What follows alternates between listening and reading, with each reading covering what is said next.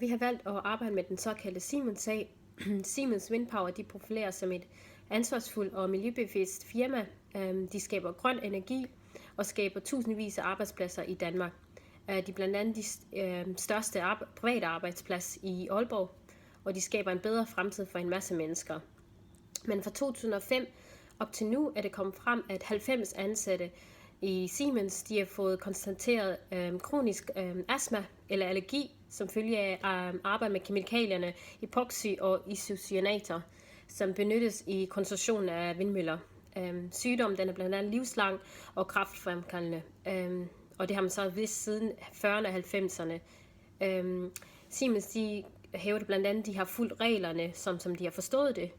Men Arbejdstilsynet derimod mener det ikke, at det ikke er deres ansvar eller opgave at håndhæve reglerne.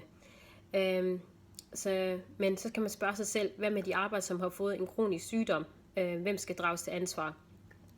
Vores overordnede problemstilling er, om man kun kan drage Siemens til ansvar for den omfattende miljøskandal, og om de har brudt miljøloven.